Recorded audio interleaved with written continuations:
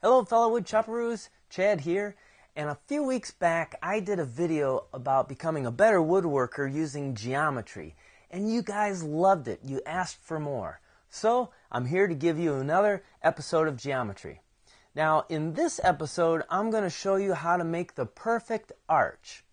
Now I like adding arches to my furniture because I think it adds like kind of a soft and gracefulness look to it. And here's a couple of examples. In this bookcase here, you can see I added a small arch right in the middle. And on this locker for the mudroom, well, you can see I put a curve on the side of it. Now, when it comes to making arches, the easiest way, and most of us do this, is we grab a thin piece of wood and we bow it to the shape that we want. Now this works pretty good. I've used it several times myself, but the problem is when you start tracing this, well, it has the tendency to flex and bow a little, and it's not quite precise. So the way we're going to get a perfect arch is by using math. Now there's several different ways of using math to figure out the arch. Here's an example of algebra.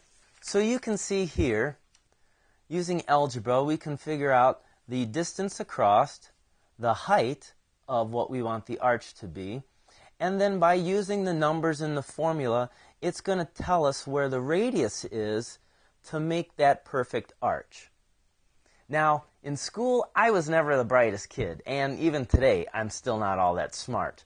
So for me to remember this formula, especially remembering it out on the job site, it's not going to happen. And even if I could remember the formula, trying to remember the order in which I should do this first and second, it's beyond me. So for me, geometry is to the rescue. Now before I actually show you the geometry, I want to tell you where I primarily use these arches at. A great example is on some cabinet doors.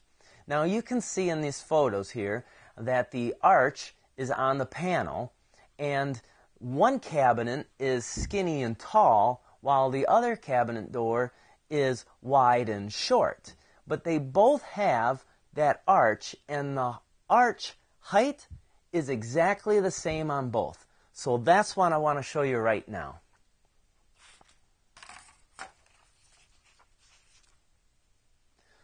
So here I have 7 inches going across and 1.25 inches for the height.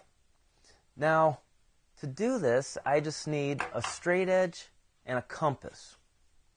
To begin with, I want to connect the corner to the maximum height.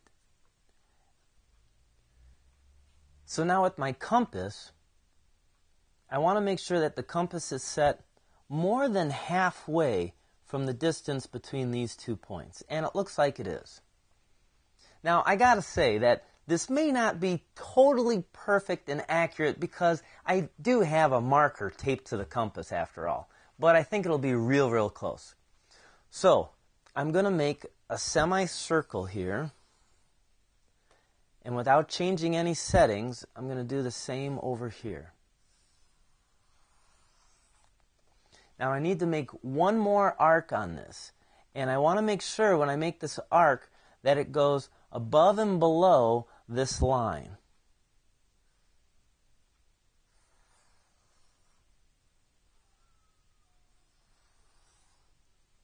Alright. Now, where these semicircles intersect, that's what I want to pay attention to.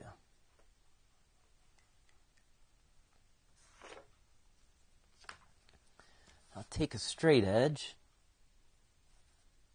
connect those 2 points, and draw a line. This point right here now is my pivot point. And so I'm going to set the compass from there up to that maximum height, and I should have a perfect arch. There you go. Now to show you that this works, I'm going to do it again. This time, I have 4 inches in width and same height, 1.25 inches.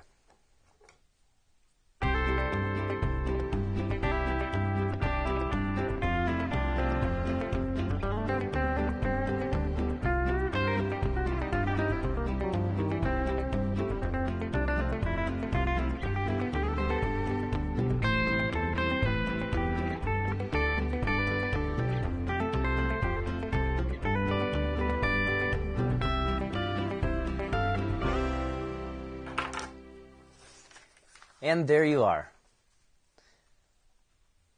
Now you can see that the height is the same on both of them, but they clearly have a different arch to it. Now let's say that you're out on a job site and you have to make a really big arch. This happens to me fairly often.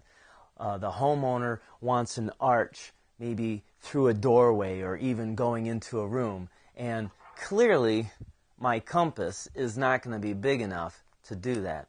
So here's a little trick for you. So here's a piece of wood, and I don't even know what these dimensions are on this. And clearly this isn't the opening of a doorway, but you'll get the idea with this trick. Now I need 3 nails, and I'm going to drive the nails in at all 3 points here. On the end.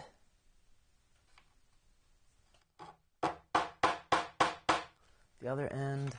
And then for what our height would be.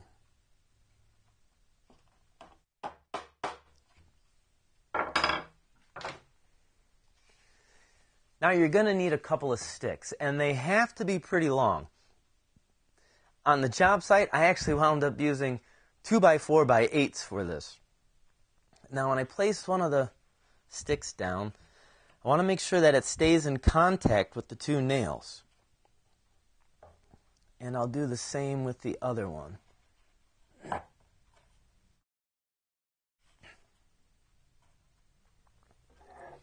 Now I have a couple of nails up here, and I'm going to nail the 2 sticks together. Again, double check to make sure that all 3 are making contact. Alright, now remove this nail.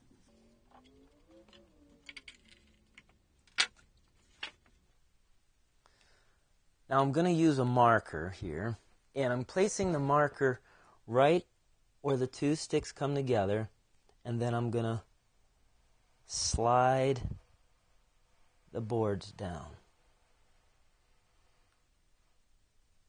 Now you'll notice while I was doing that the sticks never came off of contact with the nails. Alright, now I'll go the other way.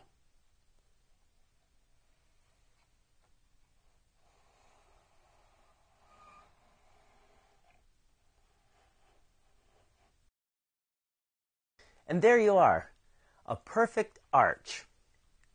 Well, I hope you liked this video, and if you would like to see more videos like this, please leave your comments below. And if you did like it, please like it, share it, and subscribe. Until next time, keep on dancing.